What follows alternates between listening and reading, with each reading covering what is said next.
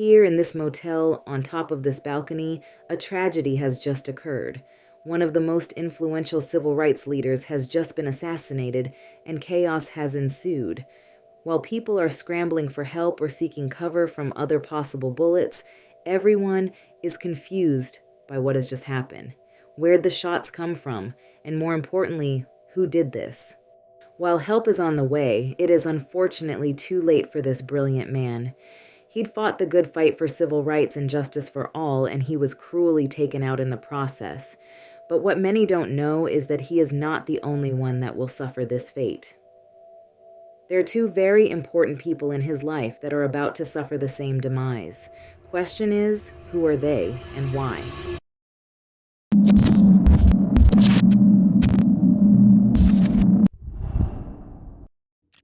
Everyone knows the tragic fate of Martin Luther King Jr., but what if his assassination was just one piece of a larger, more disturbing puzzle? His family didn't just endure loss, they were at the center of a series of shocking events that have left more questions than answers. This is a story of continued loss, unexplained deaths, and a lingering question. Was the King family being systematically targeted? And what happened to them might just change how you see history forever. Alfred Daniel King, better known as A.D. King, was more than just Martin Luther King Jr.'s younger brother. He was a preacher, an activist, and a key figure in the civil rights movement. But while Martin led on the front lines, A.D. preferred to work behind the scenes, quietly organizing protests, mobilizing communities, keeping the movement alive, and supporting the desegregation efforts that had made the city a battleground for civil rights. It's funny that most people don't even know Martin Luther King Jr. had a brother. That's how dedicated to playing the back role A.D. was. Due to his dedication to the cause for civil rights and being around his brother, just like Martin, A.D. was no stranger to danger, and his leadership and activism made him a target. On May 11, 1963, the night before Mother's Day, A.D.'s wife, Naomi King, had just finished decorating her dining room in preparation for the upcoming holiday. After putting their 5 children to bed, Naomi sat in the living room to rest. A.D., who'd been in their bedroom prepping for his sermon, came out and took his wife by the hand, saying, "It's too quiet, let's step out." The couple walked outside their house to get a breath of fresh air and noticed it was even quieter outside. Upon going back inside the house, Naomi noticed a crack in their front window. Although she thought it was peculiar, she didn't think much of it. But what she didn't realize is that they were under attack, and that the crack in the window was only the first. It had come from an explosion from a small stick of dynamite that had gone off. It didn't make much of an impact, but when the couple made it to the back of their dining room is when a second bomb erupted and jolted their entire house. The impact of the explosion caused her children to be flung against the wall, and the couple tried to escape with their children out the back door. The force of the blast shattered windows, buckled the walls, and caused extensive damage throughout the house. Miraculously, A.D. King and his family survived the explosion without major injuries. The powerful blast not only ripped through the family's residence, but the whole neighborhood in Birmingham, Alabama. According to A.D.'s son, whether it was intentional or by mistake, someone had planted the bomb in the wrong direction. When it exploded, the concussion blew away from the house and instead created a devastating crater into the ground of the lawn. But had the bomb been turned the other way, their home and everyone in it would have been leveled. As news of the bombing spread, angry black residents flooded the streets, outraged by yet another act of racial terror. Many had already been on edge due to the ongoing demonstrations from Triple K members in Birmingham, and this attack on the King family only added fuel to the fire. A.D. King rushed outside trying to calm the growing crowd, fearing that police or white supremacists might use the chaos as an excuse for further violence. His daughter noticed that there were planted agitators there, sent to cause a riot and start trouble by pretending to be on their side. A.D. pleaded with the crowd not to retaliate, urging nonviolence, echoing the same philosophy his brother preached. However, Tensions were high, and the city was already in a volatile state. His daughter said after her father's pleas to the crowd, they began to calm down, and that's how they were able to see who the planted agitators were. But even though AD was able to calm his neighbors down, he wouldn't be able to do anything about the riots that were happening in the rest of Birmingham. You see, AD's home wasn't the only one bombed that night. Just minutes later, another bomb exploded at the Gaston Motel, where Martin Luther King Jr. and other civil rights leaders had been staying. This second blast caused massive damage and was a clear attempt to intimidate or even assassinate Dr. King and his allies. These bombings occurred one day after the landmark desegregation agreement between civil rights leaders and local officials, which led to the end of segregation in Birmingham's businesses. White supremacists, furious over this victory, sought revenge. While the Gaston Motel bombing was clearly aimed at Martin Luther King Jr., the attack on A.D. King's home suggests that his activism had put him in the crosshairs of extremists as well. Some believe that A.D. King's growing role in the movement made him a direct target of the Triple Ks or other racist groups that wanted to terrorize the King family. Despite the devastation, A.D. King remained committed to nonviolence. He later stated that he and his family were simply grateful to be alive. However, this bombing marked yet another reminder that the King family was in constant danger and under deep surveillance, and that's what makes what happened next so unsettling. After April 4, 1968, the assassination of MLK, AD was in deep mourning. According to his daughter, he had turned to drinking to cope. Even though he was dealing with his grief, he never stopped the fight that his brother started.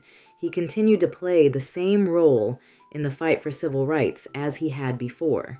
He also continued his role as a pastor, so he kept busy. Naomi King said she, AD, their children, and Coretta Scott King and her children all took a vacation together to Jamaica. Though they had a great time, AD decided to go back home early because he had to fulfill his job as a pastor to his church. He left his family behind to continue their vacation. On July 21, 1969, on the day that they were about to come home, Naomi said she got a phone call from Coretta. AD was found dead. He'd accidentally drowned in the pool behind their house. With the immediate shock, Naomi knew something was wrong. She knew there was no way AD drowned. He was an amazing swimmer. After the long flight, Naomi immediately went to the mortuary demanding to see her husband's body. When they pulled back the sheet, she knew for a fact that this was no accidental drowning, as they claimed. There were bruises on his head and face and deep dark rings around his neck, clear signs that suggested he had been in a struggle. He was also stripped down to his underwear. On top of that, there was no water in his lungs, meaning he had to be dead before he ever hit the water. Though there were visuals of foul play, there were no further investigations done, and his death was, and still is, ruled an accidental drowning. To understand why AD might have been a target, we need to look at the larger picture. The FBI had spent years monitoring Martin Luther King Jr., trying to discredit him, even sending letters urging him to take his own life. And while AD wasn't as publicly vocal as his brother, he was still a threat to those in power. Mind you, the day before, AD was taped on the phone telling someone he was going to find out who'd murdered his brother. He planned on calling out government corruption and refusing to let his brother's dream die. Did this make him a target? Was his death an accident? Or was it something more sinister? And if A.D. King's death left unanswered questions, what happened to Martin and A.D.'s mother, Alberta Williams King, raised even more. Alberta King was the matriarch of the King family. A quiet, deeply religious woman, she wasn't a civil rights leader, but she was the backbone of the movement. She raised strong, influential children, and in the eyes of some, that made her dangerous. On the morning of June 30th, 1974, the congregation at Ebenezer Baptist Church gathered for a peaceful Sunday service, unaware that they were moments away from a shocking act of violence. Alberta Williams King, the mother of Martin Luther King Jr., was playing the church organ as she had done countless times before. The atmosphere was calm, filled with hymns and quiet prayer. But in the pews sat a man with a deadly purpose, Marcus Wayne Cheneau, a 23-year-old from Dayton, Ohio, who believed he had been sent on a divine mission. As the service began, Cheneau sat quietly in the pews, watching Alberta Williams King at the organ. Then, he suddenly stood up, pulled out a .32 caliber pistol and fired multiple shots. His first bullet struck Alberta King in the head, who collapsed on top of the organ, making sure to shoot her again. Then he turned his gun on Edward Boykin, a church deacon, and fired again, only to keep shooting until emptying his guns, hitting and injuring another woman in the process. The scene was one of chaos. Churchgoers screamed and ducked for cover. The pastor and other members of the congregation rushed toward Cheneau, managing to overpower him before he could fire more rounds. He was quickly disarmed and restrained, but by then, the damage was done. Alberta Williams King was mortally wounded. She was rushed to the hospital but was pronounced dead shortly after. Deacon Edward Boykin also died from his injuries, while the other church member who was shot survived. This was triple back-to-back tragedies concerning the King family, with this one probably being the most egregious because it specifically targeted an elderly woman of God. But why did this happen to Mrs. Alberta King? Surely at her age she posed no threat, right? Well, Cheneau was no ordinary gunman. He was a deeply troubled young man who had recently become involved with an obscure radical religious sect called the Black Hebrew Israelites. This group reportedly preached extreme views about race and religion, influencing Cheneau's already unstable mind. According to reports, Cheneau had come to believe that black religious leaders were corrupting society and that he had been chosen to eliminate them.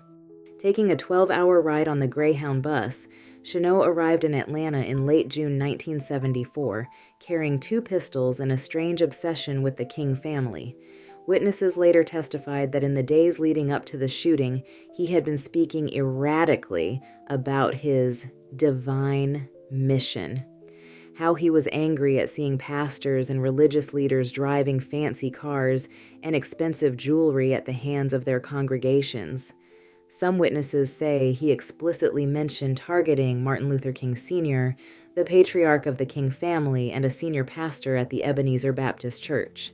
Cheneau had been staying at a boarding house in the city, but little is known about how he spent his final days before the attack.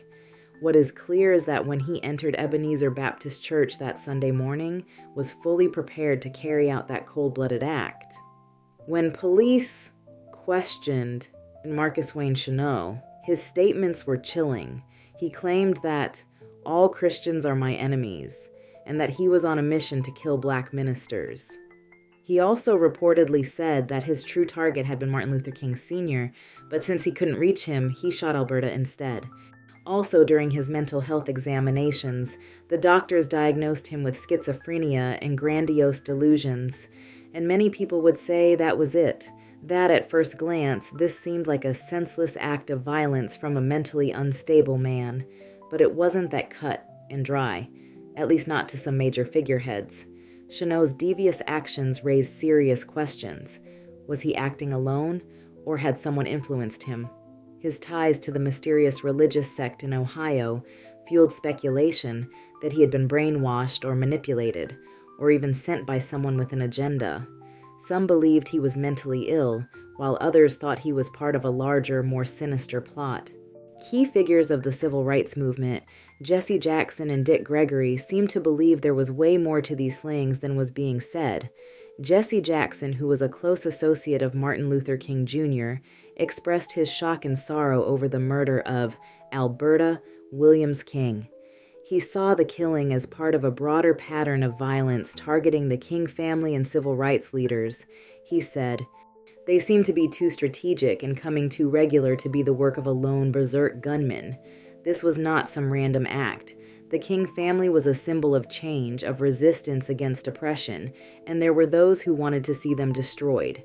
To lose not just Dr. King, but also his mother and his brother under such violent circumstances, it's hard not to see a pattern." Jackson also pointed out how this murder reflected a continued attack on black leadership and questioned why certain figures always seemed to be the targets of such violence. The ironic thing is that Jesse himself was also a target of Chenault's. When police did an investigation of his apartment, they found a journal of his that had a death list in it.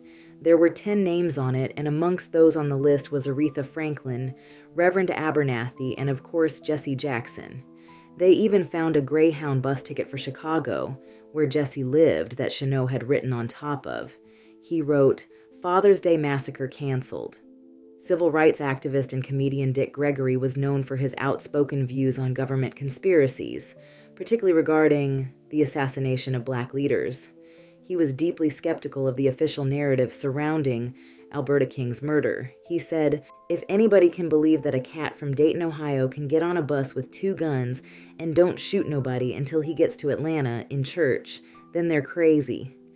Do you really believe that a lone, deranged man just happened to walk into Ebenezer Baptist Church that day and kill Dr. King's mother?